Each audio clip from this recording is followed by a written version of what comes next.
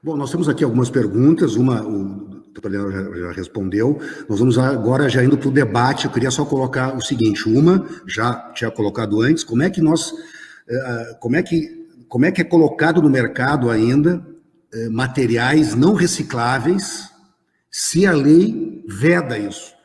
Né? Como é que a licença ambiental daquele órgão ambiental permite a produção de embalagens não recicláveis? Tá? Isso é um debate que nós temos que fazer aqui. Outras perguntas, se me permitirem. A usina em Porto Alegre para reciclagem de isopor? Bom, aqui um outro problema. Nós, às vezes, temos tecnologia para reciclar, só que a tecnologia para aquele tipo de produto é tão cara que não vale a pena a reciclagem. O isopor é um exemplo. Não sei o que a Ana Paula tem para colocar isso aí. Né? Agora, como é que se permite isopor se não tem reciclagem para isso? É um exemplo. Né? Quais os tipos de plástico que não conseguem reciclar? Tem já duas aqui para a Ana Paula, né, pelas perguntas aqui do nosso pessoal, mas todo mundo pode, por favor, responder. Tá? Qual o percentual de plástico coletado que é reciclado? Talvez o Carlos tenha uma informação em nível nacional, não sei. Né? Uma pergunta específica com relação ao plástico. Aqui eu só quero fazer um parênteses importante com relação a isso. Foi colocado isso de manhã. No Brasil, o produto reciclado paga mais tributo que o de matéria virgem. E tem uma empresa muito grande no Brasil, eu não posso falar porque não tenho provas, que conseguiu, durante vários governos, fazer um lobby para proibir a isenção de imposto do plástico reciclado. Isso tem que ser dito. Uma grande empresa fazendo lobby em vários governos, proibindo a isenção de impostos para o plástico reciclado. Isso é só um exemplo com relação ao plástico, não é só com relação ao plástico. Tá? Aliás, o grande problema não é o plástico, é qualquer produto, qualquer embalagem não retornável. Esse é o grande desafio, elas têm que ser retornáveis, mais do que recicláveis. Né? Qual o tipo de resíduo que tem maior percentual de reciclagem na unidade de triagem? A outra pergunta já foi feita. No primeiro momento, são essas as colocações, por favor. Todos à vontade. Eu quero me referir à primeira pergunta, Beto, para iniciar o debate aqui, sobre a questão de embalagens e produtos não recicláveis.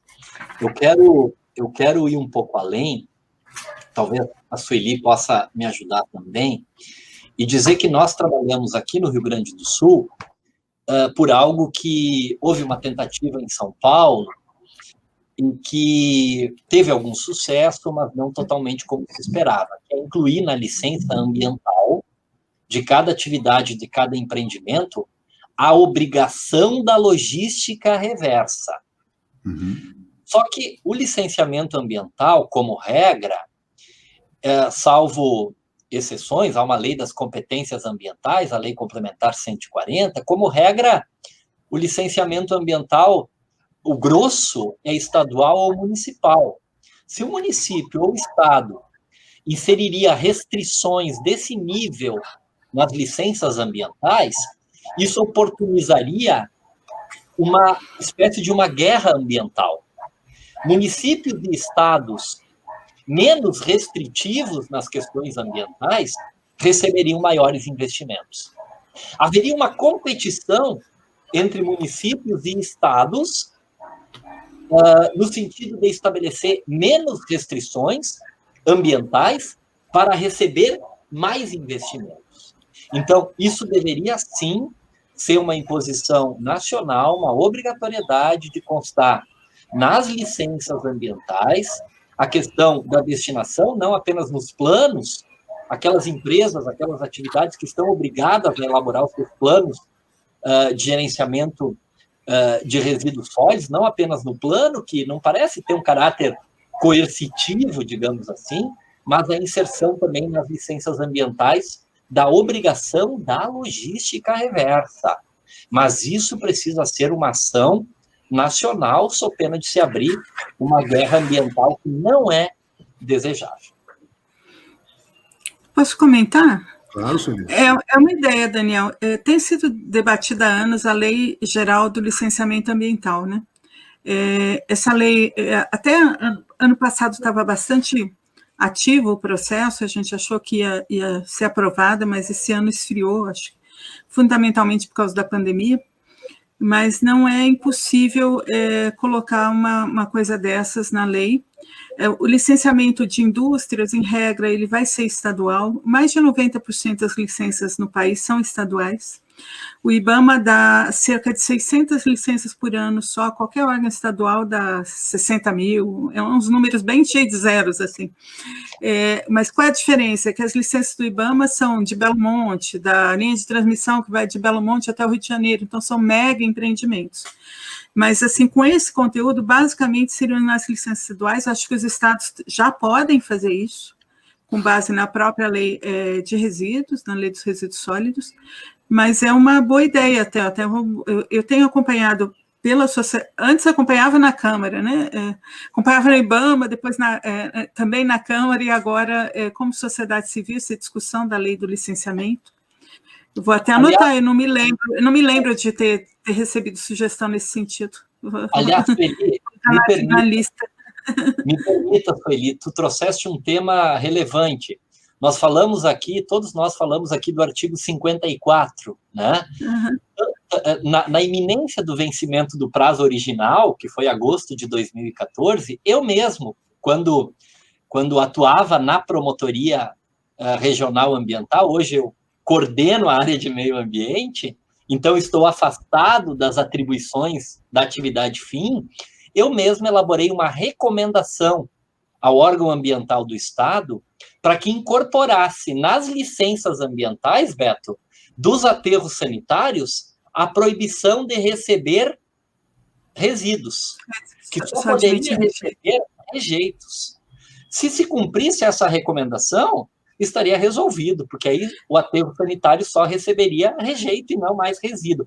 Seria forçado por meio transverso a dar outra destinação, aquela estabelecida pela lei, para os resíduos. Deixa eu comentar, Daniel, a sua leitura do 54 é a mesma que eu tenho, tá? Quando eu vou explicar a lei, eu explico exatamente dessa forma. Que o pessoal simplifica, que é como se tivesse dado prazo para os lixões continuarem, que a lei é mais complexa, a lei é mais sofisticada que isso. Exatamente a mesma leitura que eu tenho. Eu quero fazer um esclarecimento também, doutor Daniel, é a mesma leitura nossa, endosso integralmente o que foi colocado, e quando temos a oportunidade, que às vezes temos que simplificar a fala por conta aí do tempo disponível, mas quando temos a oportunidade de frisar exatamente nesse mesmo ponto, de que a poluição é proibida no Brasil, pelo menos desde 1981, e é criminalizada desde 98. Então, não pode uma outra lei federal ordinária dar autorização para uma prática que contrarie duas legislações pretéritas, inclusive uma que criminaliza, sem expressamente revogá-las. Então, nós não temos na Política Nacional de Resíduos Sólidos a autorização para a continuidade dos lixões. E numa dessas intervenções agora, durante a pandemia e logo depois da aprovação do novo marco do saneamento, eu tive a oportunidade de participar com um outro representante do Ministério Público, se eu não me engano, do estado de Goiás, e ele colocou até um ponto interessante, que ele disse o seguinte: o prazo original do artigo 54 da Política Nacional de Resíduos Sólidos venceu em 2014. Não poderia uma nova lei prorrogar um prazo vencido. Então, a nova lei renovou esse prazo, mas naquele período em que ficou ali do vencimento até 2020, entrou num limbo de que realmente não existe embasamento legal que pudesse abarcar, e que agora nós estamos tratando do período 2020 a 2024, desde que cumpridos com aqueles critérios do novo marco do saneamento, que são: só vai ter direito ao novo prazo aqueles gestores municipais que tiverem plano de gestão municipal ou intermunicipal e sistema de remuneração pelos serviços de limpeza urbana disponíveis até 31 de dezembro. Então, o prazo não é agosto de 2024, o prazo para a lição de casa é para os gestores municipais cumprirem até 31 de dezembro deste ano. Perfeito, perfeito, concordamos integralmente. O artigo 54 está bem claro nisso, e quero dizer que esse programa Ressanear que nós implantamos aqui no Ministério Público elevou o número de municípios com plano de resíduos sólidos. Eu não tenho dado absolutamente atualizado aqui do Rio Grande do Sul, mas eu quero crer que hoje eu não tenho nenhum município que não tenha o seu plano ou aprovado ou em fase final de aprovação. Até porque foram diversas iniciativas, a própria Funasa, por exemplo, entrando e auxiliando aqueles pequenos municípios e outras linhas de financiamento. Então, essa conjugação de esforços ensejou um avanço muito grande no planejamento aqui no estado do Rio Grande do Sul. E aí eu quero salientar, Beto, me permita, uma contribuição importante também de outro órgão público, que é o Tribunal de Contas do Estado. Perfeito, ia falar. O Tribunal de Contas do Estado editou aqui no Rio Grande do Sul uma resolução, que é a 1009 de 2014, que foi modelo para todo o Brasil, inclusive, e essa resolução estabelece como critério para averiguar e lançar um parecer prévio pela aprovação das contas dos gestores municipais o cumprimento da lei da política de saneamento e de resíduos sólidos, dentre outras.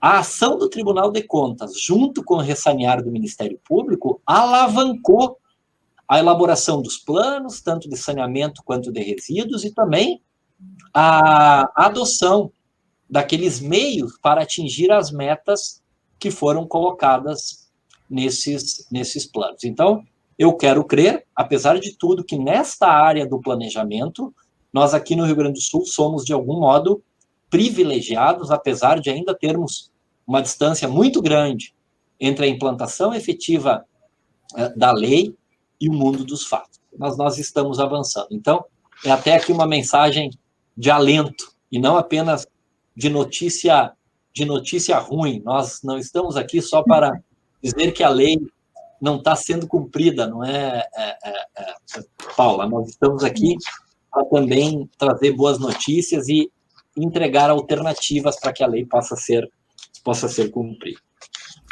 Beto, sim. Eu não sei se eu posso... Claro. Eu queria, então, explanar as perguntas que foram feitas, né?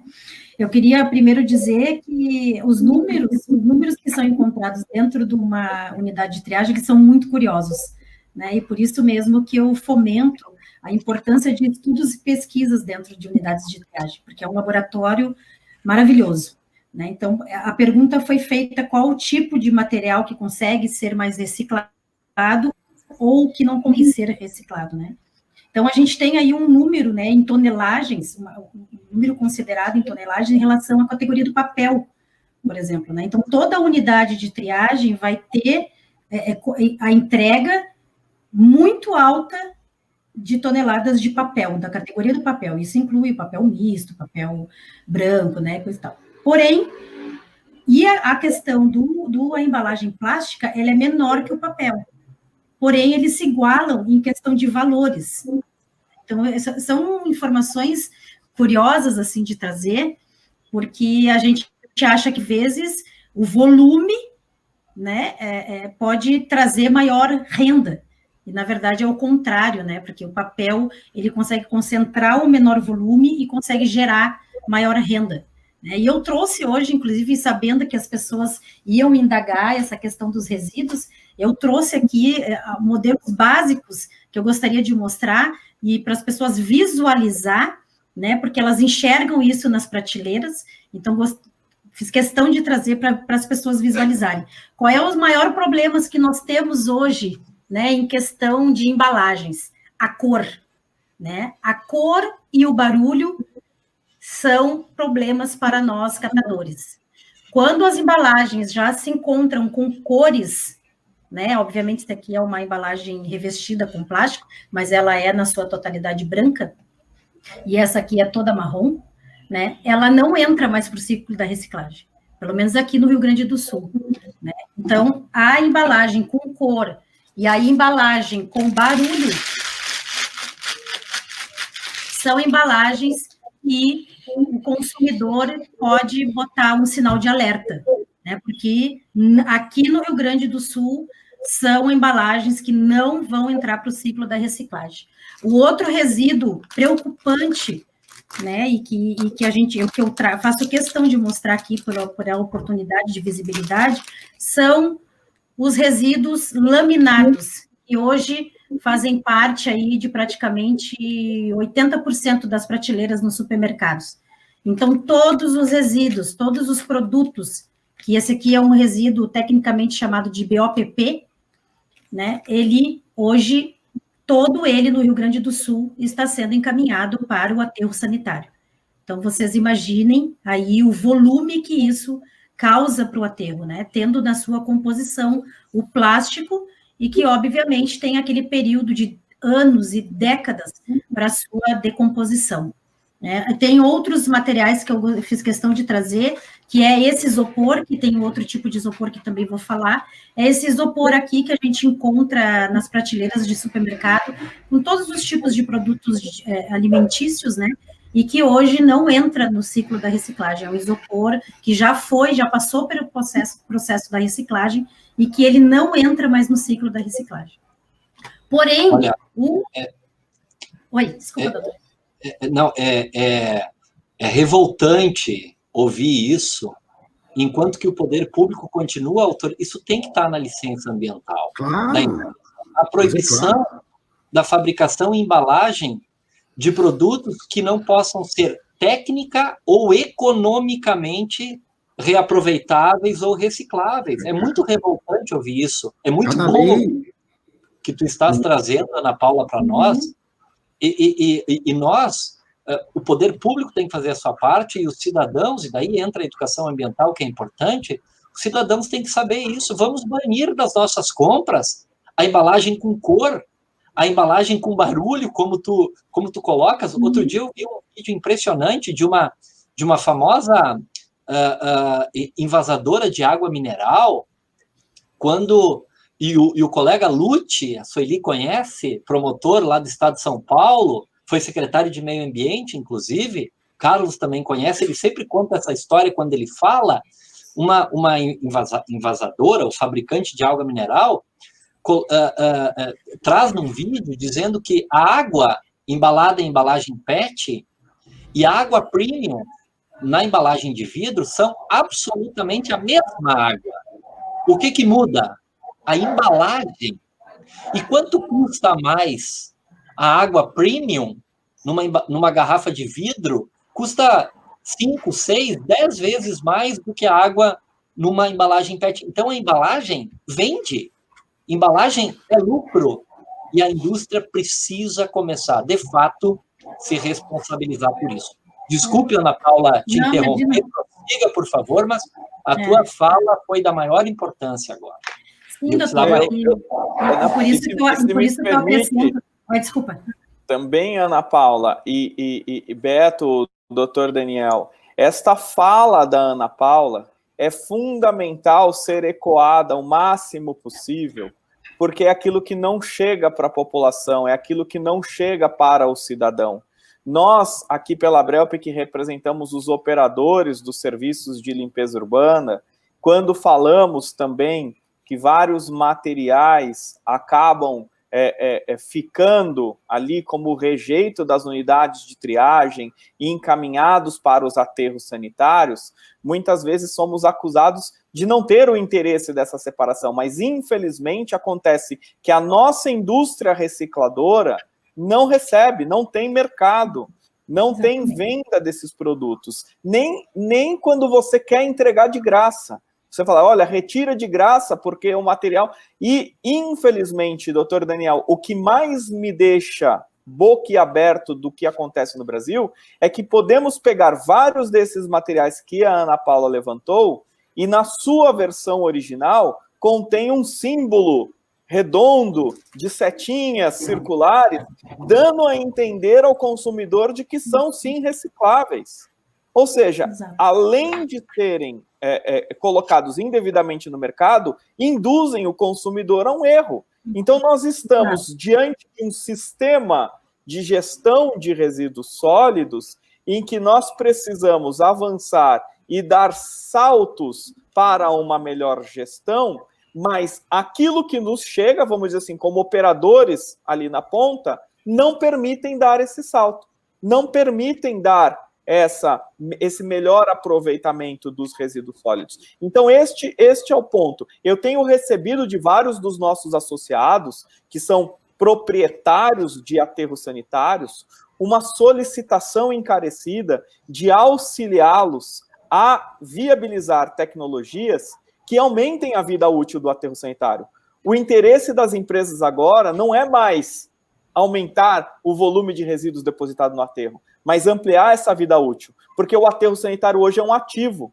Quem tem uma área licenciada em localidades que nós sabemos que hoje são escassas, não conseguem mais licenciar novas áreas. Então, precisam justamente dessa oportunidade para ampliar, para colocar unidades de triagem, para desviar a matéria orgânica, para aproveitar a matéria orgânica, e a realidade é muito essa que a Ana Paula trouxe. Materiais que acabam não sendo passíveis dessa recuperação. Muito bem. Paula? Só para completar, então, aí a gente tem aí as numerações, né, que são classificadas de 1 a 7, cada um é um tipo de resíduo, né, e eu gostaria de destacar principalmente o número 7, que o número 7 é a junção de todos os polímeros possíveis, né, então ali a gente encontra PVC, a gente encontra ABS, a gente encontra todos os tipos de plásticos, né, que foi feita uma junção para fazer a criação daquele produto. Então, realmente, o número 7 dentro dos resíduos, né, que é isso que o Carlos exemplificou, que é daquelas símbolos das setinhas, né, o número 7 realmente é o mais preocupante, né. Os outros números, apesar de no Sul ter essa dificuldade, né, por uma questão de território, eu não sei identificar por que não entra dentro do ciclo no Rio Grande do Sul, ainda assim, outros estados é possível de reciclagem, na maioria deles em São Paulo e Minas Gerais, né, a gente sabe que esses tipos de resíduos entram para dentro do ciclo, né, então, não que eles não estejam em lugar nenhum, né, eles não são aqui no Sul. A outra questão que eu queria trazer, Beto, que é uma das respostas, né, é em questão do isopor. O isopor, então, tem esse modelo que eu trouxe para vocês, que realmente já passou por um processo de reciclagem, ele não vai conseguir ser reaproveitado, porém, o isopor em bloco, que é aquele isopor que envolve eletrodomésticos, eletroeletrônicos, esse isopor, ele é 100% reciclável. E ele é baseado em sopro. Então, quando eu falei que o investimento, né, e o fomento em unidades de triagem para uma rentabilidade, para que essas unidades de triagem não precisem contar apenas com a coleta seletiva e que possam ser rentáveis financeiramente, seria um dos resíduos que a gente conseguiria aí fazer o reaproveitamento, né? Porque é uma máquina basicamente do tamanho de uma mesa de escritório, onde tu simplesmente tira o ar deste isopor e vende esse tijolo de isopor diretamente para a indústria que hoje fabrica esse acabamento de obra da construção civil. Então, é um processo muito rápido, é um processo básico, né, que hoje possibilitaria aí para as unidades de triagem uma possibilidade de renda muito maior. Mas aí, Ana Paula, me parece que tecnicamente viável, quase tudo é tecnicamente viável, sim. Reaproveitado, reciclado, etc. A questão é... Sim, é que os plásticos, doutor... Por favor. É que os plásticos, basicamente, eles demandam um processo de lavagem, um processo de distribuição, né? Então, isso, pensando nas unidades de triagem que estão em zonas urbanas, isso hoje, na nossa licença ambiental, não seria permitido a gente realizar. E o isopor seria um resíduo que não demanda esse tipo de licenciamento, porque ele é uma máquina simples, que simplesmente tira o ar deste resíduo e que automaticamente a gente já entrega ele em forma de tijolo. Mas estou trazendo aqui alguns exemplos, né, para a gente poder pensar é uma discussão fundamental essa que tu trazes, Ana Paula. A tua fala e a tua palestra está roubando a cena de todo mundo aqui, o que é muito bom. Fico muito feliz por isso, porque é tu que está na base, é tu que está na ponta. Me permitam, sem tirar o brilho dos demais palestrantes, que foram todos excepcionais, mas e aí eu acho que tem um papel importante do governo com o uso dos instrumentos econômicos, os instrumentos de incentivo, de indução de bons comportamentos. Hoje, as nossas políticas ambientais são baseadas em comando e controle, lei e pena. As pessoas não cumprem a lei, Sueli, e o governo não consegue fazer cumprir a lei. Então, está na hora de o governo criar outros tipos de mecanismos, como são os incentivos, né, as facilitações para mudança de comportamento. Por exemplo, criar artificialmente um valor econômico para algo que não tem, que é um problema. Um exemplo disso é o chamado depósito calção. Por exemplo, o pneu usado, ele está sujeito à logística reversa. Só que a logística reversa não funciona bem de pneus, porque o resíduo final, a carcaça de pneu, praticamente não tem valor econômico. Então, o que o governo tem que fazer? O governo tem que cobrar, no momento da produção, não um imposto, uma calção. É um valor que vai ficar depositado. Quando o sujeito devolve o pneu para a indústria, ele saca de volta o valor. Vai estar criando um valor econômico de forma artificial para um objeto, para um produto, para um resíduo que originalmente não tem. Esse é o papel do governo. Para quê? Por que lata não é problema hoje para o setor da limpeza pública? Porque o alumínio tem valor econômico, tem um alto valor agregado. Se alguém jogar uma lata no chão, outro alguém vai recolher e vai vender, porque tem valor econômico. Agora, as pessoas fazem isso com pneu? Não fazem. Fazem isso com lâmpada queimada? Não fazem. Por quê? Porque não tem valor econômico. E aí entra o papel governamental de adotar políticas e instrumentos econômicos para a tutela do meio ambiente. Para mim, e a lei de resíduos, quando incorpora e positiva o princípio do protetor-recebedor, traz essa ideia, Sueli. Não apenas de pagar PSA para cooperativas e associações de catadores, mas também para incentivar aqueles que cumprem a lei, que fazem um algo a mais. A lei é recheada de possibilidades de incentivo. Falta também, nessa área, lamentavelmente, tirar esses incentivos do papel e torná-los realidade. Deixa eu fazer um comentário. Tem um conjunto de organizações não governamentais que está trabalhando com propostas para a reforma tributária sustentável, a partir dos projetos, das propostas, proposições que estão em curso no Congresso Nacional, que são de reformas tributárias na linha da simplificação tributária, né? E não de gerar mais tributos, né? Então, mantendo, a partir dos pressupostos de simplificação tributária e não aumento da carga tributária, um conjunto de organizações, entre elas o Observatório do Clima, a gente está trabalhando nessas propostas. Tem um site com essas propostas, eu recomendo a todos olharem, são 9 propostas. Está faltando verde.org.br, está faltando verde na reforma tributária. E aí é uma ótica nova, porque eu acompanho o termo reforma tributária sustentável há muito tempo, e a gente sempre tentou botar assim, incentivo para eólica, incentivo para reciclagem, incentivo.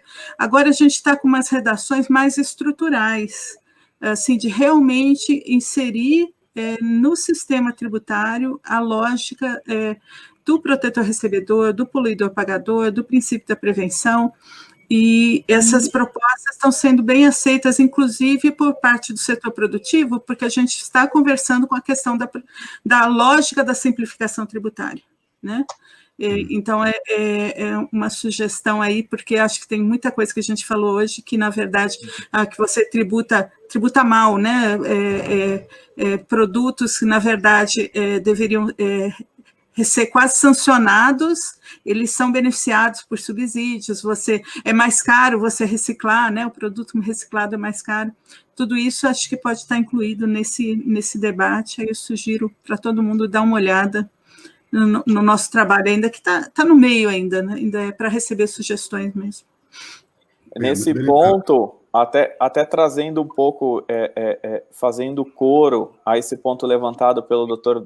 Daniel, já tinha sido mencionado pelo Beto e agora da Sueli, uma análise que nós fazemos é justamente que aqui no Brasil existe um antagonismo entre legislação ambiental e a legislação tributária e fiscal.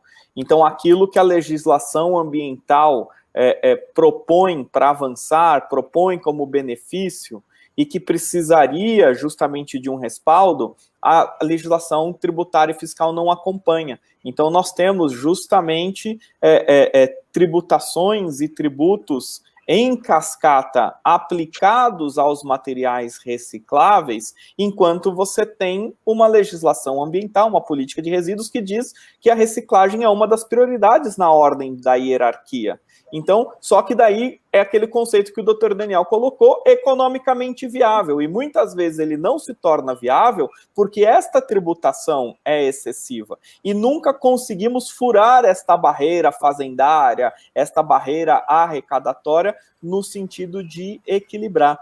E existe um estudo que nós fizemos no âmbito internacional, porque a Abrelp representa aqui no Brasil a Associação Internacional de Resíduos Sólidos, que vai nessa linha que o Dr. Daniel tocou, que o sucesso das políticas de gestão de resíduos sólidos se deve, em grande parte, aos instrumentos econômicos adotados. Sejam instrumentos econômicos de reconhecimento do protetor, sejam instrumentos econômicos de oneração daquelas atividades menos favoráveis ao meio ambiente. Então, se de um lado a gente não consegue, por exemplo, Sueli, incentivo, benefício tributário para determinados materiais, porque sabemos que a nossa arrecadação, o nosso Estado praticamente está falido, não pode abrir mão de receitas, nós podemos sim onerar aqueles produtos e aquelas ações menos favoráveis ao meio ambiente. Então, sobretaxar esses produtos.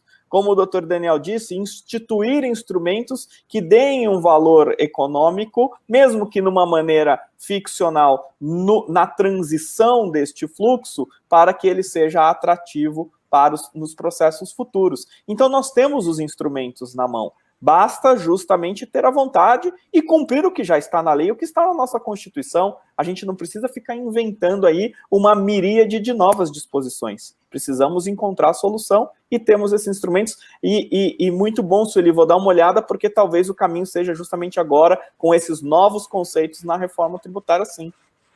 Sem dúvida. Na Alemanha, eles pretendiam reduzir os ruídos dos aviões em aeroportos urbanos. E, ao invés de simplesmente proibir aviões mais ruidosos, eles estabeleceram um incentivo, reduziram as taxas aeroportuárias para aviões menos ruidosos. Resultado, não precisaram proibir e fiscalizar os antigos aviões, mas sim reduziram a taxação para aviões menos poluentes. Resultado, reduziram a poluição sonora a níveis satisfatórios com a indução do mercado através de taxação. É isso que nós temos que fazer.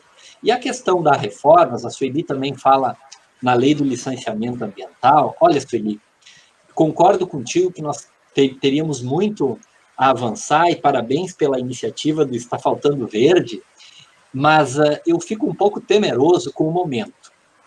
O momento para a reforma legislativa não é um bom momento para nós. Eu temo que qualquer reforma que venha, como a Lei Geral do Licenciamento Ambiental, venha para retroceder. Então, esse momento... Você tem razão com a preocupação. É um momento de cautela e o momento deixa assim, porque se mexer vai ficar pior. Mas, eu temo isso. Daniel, se você perceber, todas as iniciativas de retrocesso em lei, em senso estrito, desde 2019, o atual governo tem uma linha de flexibilização das regulações ambientais. Mas todas as iniciativas... Mas todas as iniciativas no Congresso, eles falharam, eles não conseguiram. Por isso, exatamente, que eles foram por passar a boiada nas normas infralegais, porque, na verdade, a parte do fundão do Salles, mexendo com a conversão de multas, caiu, a MP da grilagem caiu, então o Congresso tem barrado. Agora, eu tenho também preocupação do momento adequado de votação da lei do licenciamento, tenho a mesma preocupação que você. Perfeito. Bom, pessoal, a gente tem ainda algumas perguntas, tá? Deixa eu colocar aqui, porque... Um minutinho. Bom, uma que faltou, não sei se tem esse dado aí, qual é o percentual de reciclagem de plástico? Isso aí é a pergunta anterior ainda, se alguém tiver esse dado. Talvez o Carlos. Talvez o Carlos tem mais com relação aos resíduos domésticos, né? Não sei se chega a ter, mas enfim. Mas, se me permitem, do pessoal que está assistindo, tá? Existe algum município no Rio Grande do Sul ou no Brasil que seja eficiente e possa ser considerado modelo em termos de gestão integrada de resíduos sólidos urbanos? Isso é uma. Rio Grande do Sul ou Brasil, se alguém tiver alguma... Eu diria o seguinte aqui já, né? Claro que Daniel Martini colocou aqui avanço no Rio Grande do Sul, existe sim, a família mesmo é a nossa apoiadora, mas metade dos municípios do Rio Grande do Sul ainda não tem coleta seletiva, metade. E os que têm, muitos, é sazonal. Uma vez eu estava em Xangri-Lá, por exemplo. Xangri-Lá é um município no litoral norte do Rio Grande do Sul. Tá? Como é que eu fui ver lá, como é que era a separação de resíduos? Imagina, no verão, no veraneio, não era no final de semana, então não tinha como dispor, porque não era fim de semana, né? Seria para veranites, era só 3 dias na semana, e tinha que levar o resíduo até uma avenida, que é a Avenida Paraguaçu, longe dos locais onde as pessoas moram, quer dizer, ao menos de grande parte. Então, consta ali, Xangri-Lá faz coleta seletiva, mas na prática não. Então, também tem isso. Tá? Quer dizer, nem coleta seletiva a gente está conseguindo avançar como deveríamos. Imagina o resto. Quer dizer, o mais simples que seria a coleta seletiva, isso é simples de implantar. Porto Alegre tem desde 90. Tá? Imagina, então, o licenciamento exigindo a logística reversa e proibindo produtos que não sejam recicláveis, tá? E assim por diante. Outra pergunta, mas se teria, então, algum modelo para se colocar aí em nível do Rio Grande do Sul ou em nível de Brasil? Não é possível que, pelo menos, as grandes redes tenham local de coleta das embalagens de produtos por eles repetidos? Nós fizemos isso em Porto Alegre. Não existe mais. Nessa resolução do Conselho Municipal do Meio Ambiente, Daniel Martini, Carlos, Sueli e Paula, lá de 2006, previa isso e todas fizeram. Todas as redes do mercado fizeram isso, as redes de material de construção, farmácias e assim por diante. É questão de vontade. Instrumento está sobrando. Nós temos instrumentos sobrando no Brasil para implantar políticas voltada para o meio ambiente. Sobra instrumento. Falta implantar. E nós teríamos ainda...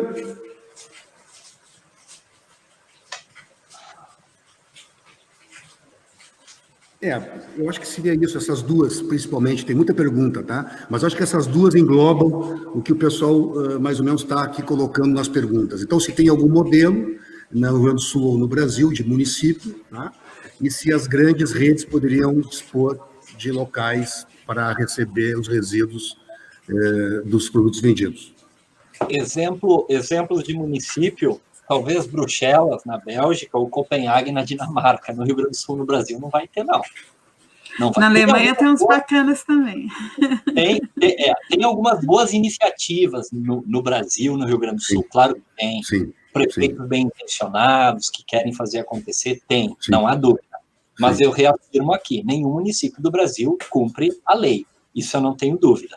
Com relação a colocar pontos de coleta, enfim, em supermercados, em ponto de venda, isso é um problema. A questão do acordo setorial, por exemplo, das lâmpadas fluorescentes aqui no Rio Grande do Sul, o famoso acordo setorial da cidade sede da Copa, né, Sueli? O que lâmpada fluorescente tem a ver com cidade sede da Copa?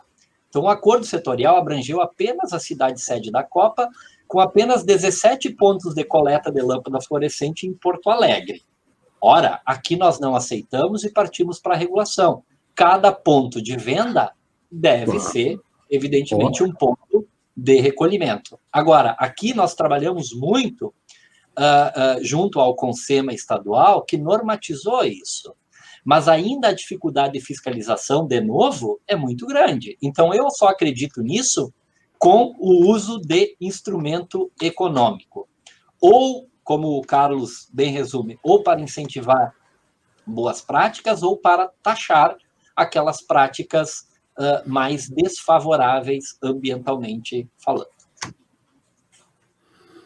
Muito bem. E para trazer o dado, Beto, sobre a reciclagem de plásticos no Brasil, eu fui aqui consultar e na própria minuta do Plano Nacional tem um dado da Abiplast de 2018 que dá conta de que 22,1% dos plásticos no Brasil são reciclados. Mas aqui é importante lembrar que não são só de embalagens pós-consumo, são plásticos em geral. Mas esse é o índice de reciclagem de plásticos no Brasil mais atual.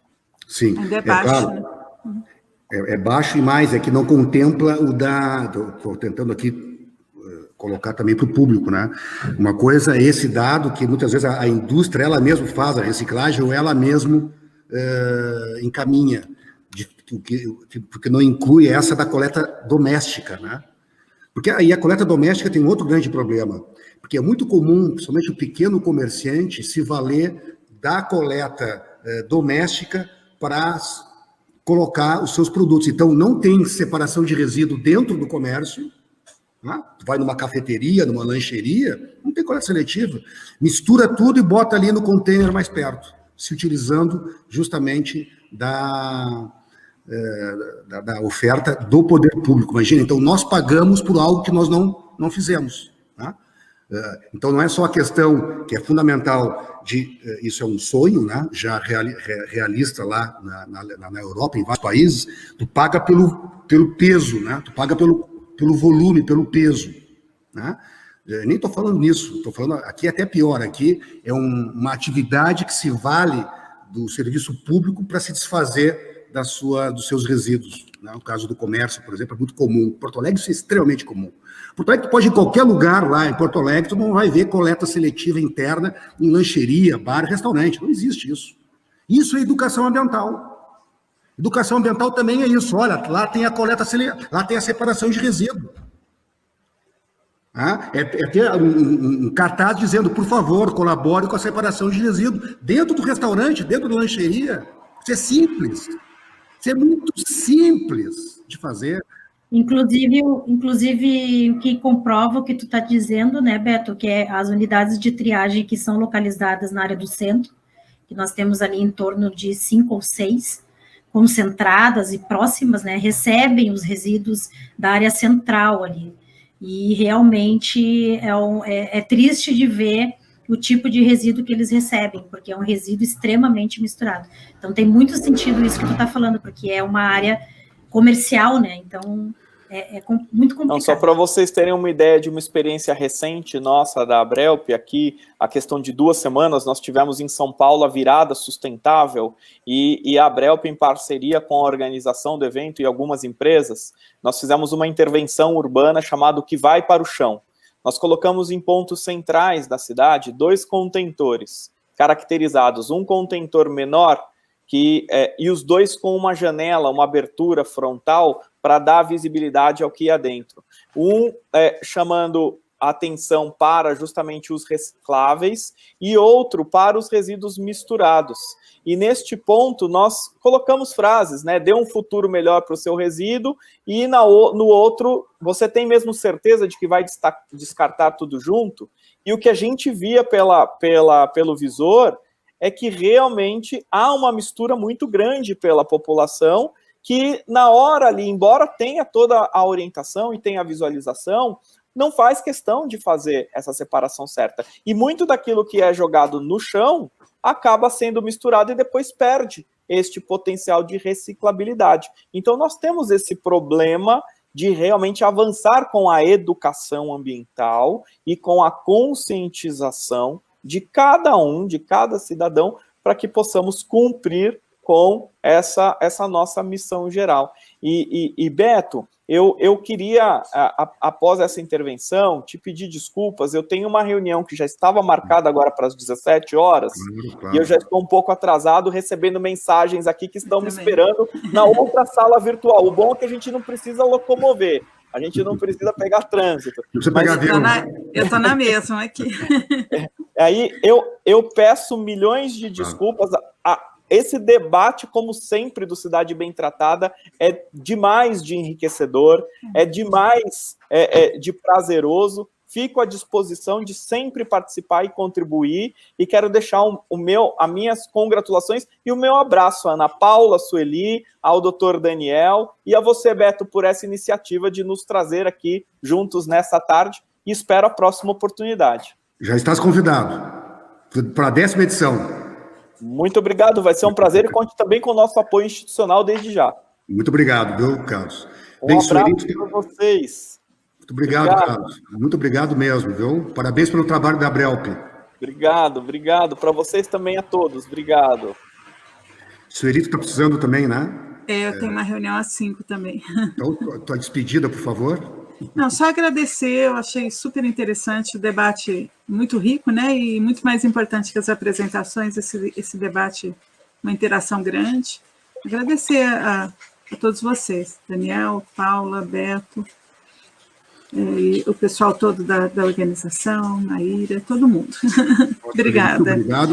Estou à disposição, tá, gente? Por favor, conta com a gente, viu, Sueli? Tu tem um trabalho, assim, aquele de bastidor que está lá, por trás do parlamento, por trás do executivo. Conta com a gente, por favor.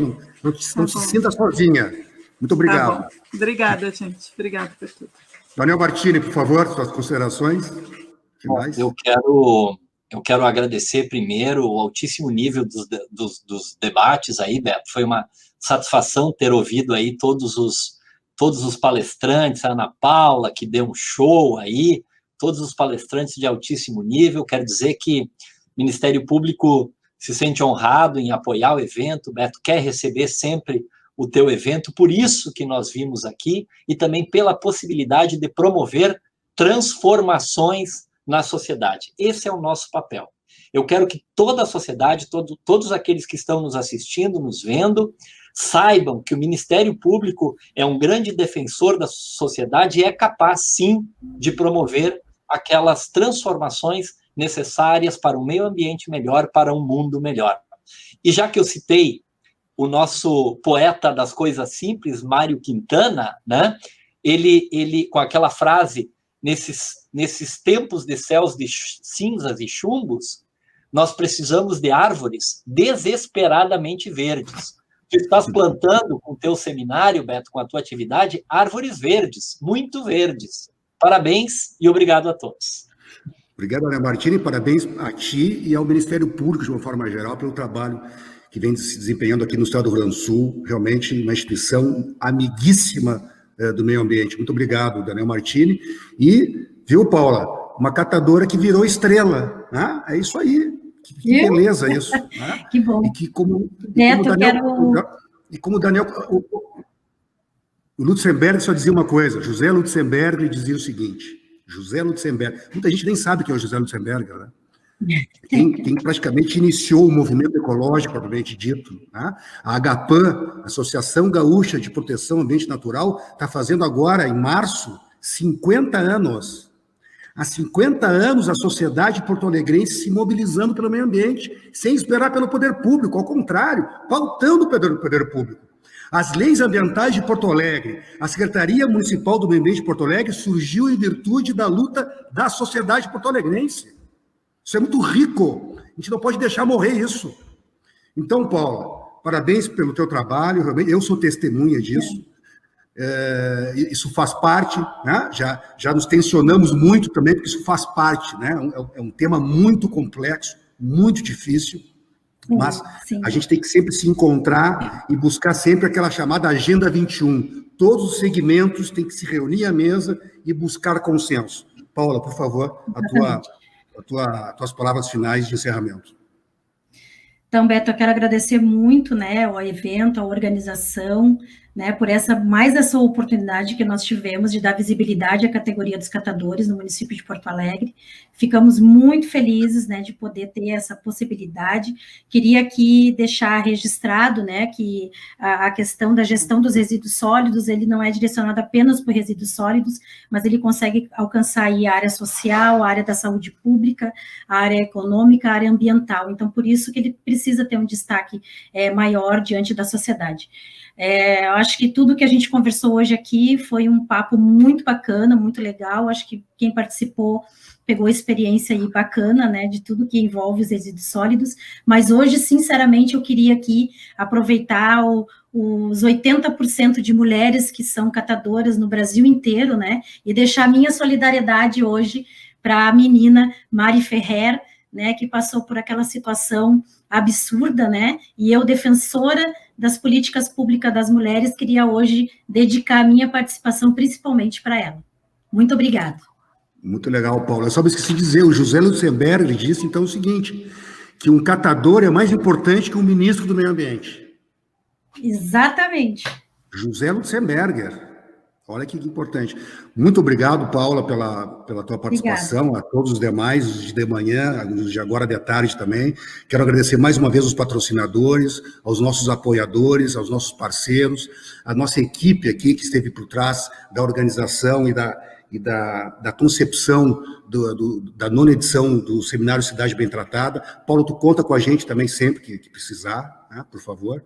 Também não se sinta sozinha, nós somos parceiros. E dizer que foi uma satisfação muito grande realizar a 9ª edição do Seminário Cidade Bem Tratada. Não foi nada fácil, porque quando nós estávamos preparando o evento para ser presencial, veio a Covid, e aí, vamos fazer? Não vamos fazer? Optamos por fazer, ainda mais que era o ano dos 10 anos da Política Nacional de Resíduos Sólidos. A gente não poderia deixar de fazer o evento esse ano, mesmo que virtual. Eu quero agradecer muito à audiência, a todos que participaram, as pessoas que nos elogiaram, que fizeram as perguntas, e, com certeza, isso vai ficar no ar. Nós vamos, sim, como sempre, o Cidade Bem Tratada faz, repassar essas informações para o setor público e para o setor privado, que também participaram do evento mais uma vez. Muito obrigado a todos, que nós tenhamos, como foi colocado aqui, um mundo cada vez mais verde e mais azul, mais amigo do meio ambiente, portanto, mais justo e mais saudável. Muito obrigado a todos. A Corsan avança, inova, transforma. E junto com 9 cidades da região metropolitana, sai na frente rumo à universalização do saneamento. A operação de uma das maiores parcerias público-privadas da história vai começar. É um grande passo que vai transformar o nosso estado. Porque quando o saneamento avança, todo o Rio Grande do Sul se desenvolve. Corsan, Governo do Rio Grande do Sul. Novas façanhas.